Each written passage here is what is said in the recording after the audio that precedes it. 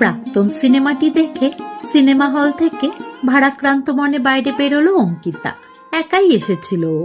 গত 5 বছর ধরে একা একাই তো জীবনের কঠিন পথে দিব্যি হেঁটে চলেছে। অঙ্কিতা ও শুভদীপের বৈবাহিক সম্পর্কটাও তো ঠিক এভাবেই ভেঙে গিয়েছিল, সামান্য কয়েকটি কারণে বছর 5 আগে। অবশ্য এখন আর সেই সব ভেবে লাভ কি? 5 বছর ধরে ওর সাথে ন্যূনতম যোগাযোগটাও যে আর নেই।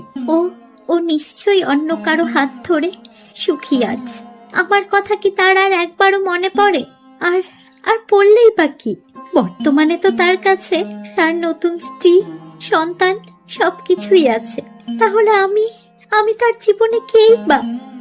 আর অন্যদিকে দেশের অন্য একটি প্রান্তে শুভদীপও আজ একই সিনেমা দেখে হল থেকে বেরোলো। অঙ্কিতার কথা আজ বড্ড মনে পড়ছে। আর কতদিনই বা এভাবে ভেঙে যাওয়া দাম্পত্যের স্মৃতি আলিঙ্গন করে জীবন কাটাবে শুভদীপ? জীবনটা কি এভাবে একা একাই কেটে যাবে তার? অঙ্কিতা নিশ্চয়ই এতদিনে অন্য কাউকে জীবনসঙ্গী রূপে বেছে নিয়েছে, আর তার সাথে সুখে শান্তিতে জীবনযাপন করছে। আর এই শুভদীপকে হয়তো তার মনেই নেই। জীবন যে কখনো কারোর জন্য থেমে থাকে না। ঘুমোতে যাওয়ার আগে স্মৃতিগুলো এসে ভিড় করে দুজনের চোখে।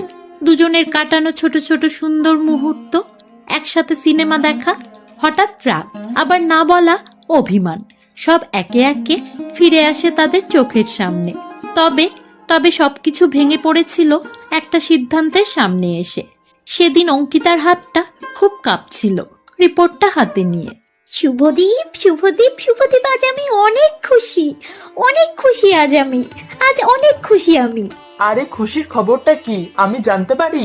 আর তোমার হাতেই বা ওটা কি? আমরা মা বাবা হতে চলেছি শুভদীপ, আমরা মা বাবা হতে চলেছি। মুহূর্তটার ওজনটা দুজনেই টের পেয়েছিল, তো অনুভূতিটা ছিল সম্পূর্ণ আলাদা। অঙ্কিতার চোখে মুখে তখন খুশির উচ্ছ্বাস, আর তার চেয়েও বেশি ছিল একরকম নিশ্চয়তা। তার মনে হয়েছিল এটাই সেই সময় যখন জীবন থেমে গিয়ে স্থির হবে। আর এদিকে শুভদীপ চুপ করে বসেছিল। মাথার ভেতর তার হাজারটা হিসেব, ক্যারিয়ার, দায়িত্ব, ভবিষ্যৎ, অপ্রস্তুত নিজেকে নিয়ে ভয়। আমি খুশি, কিন্তু আমি প্রস্তুত নেই অঙ্কিতা। এই একটা কথাই অঙ্কিতাকে ভেঙে চুরে গুড়িয়ে দিয়েছিল। এই নিয়ে তারা কথাও বলেছিল, কখনো শান্তভাবে, আবার কখনো সবকিছুর সীমা ছাড়িয়ে গিয়ে। কিন্তু বাস্তবতা এক জায়গায় দাঁড় করাতে পারেনি দুজনকে। তবে শেষের সিদ্ধান্তটা সহজ ছিল না, আর সেটার ভার পড়েছিল দুজনের উপরই ভিন্ন ভিন্ন ভাবে। তবে ঘটনাটা শেষ হবার পর তারা আর আগের মতো থাকতে পারেনি, কারণ অঙ্কিতা বদলে গিয়েছিল। তার পক্ষে আর সম্ভব হয়ে ওঠেনি এই মেকি সংসার চালিয়ে নিয়ে যাওয়া। আর শুভদীপ ভুগছিল অপরাধ বোধে। সে বুঝতে পেরেছিল তার সিদ্ধান্তটা তার কাছে যুক্তিসঙ্গত হলেও অনুভূতির কাছে নয়।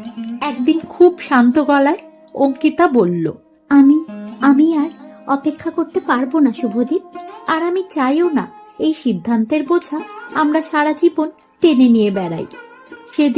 সেদিন শুভদীপ কিচ্ছু বলেনি, কারণ সে জানতো কিছু ক্ষত ঠিক করা যায় না, শুধু মেনে নেওয়া যায়। তারা আলাদা হয়েছিল সেদিন রাগ করে নয়, ঘৃণা নিয়েও নয়, বরং এমন এক স্মৃতি নিয়ে যেটা আজও অঙ্কিতাকে অন্য কারো সাথে সেই স্বপ্ন দেখার সাহস দেয় না। কিছু সিদ্ধান্ত শুধু সম্পর্ক ভাঙে না, পুরো মানুষটাকে ভেঙে একদম বদলে দেয়।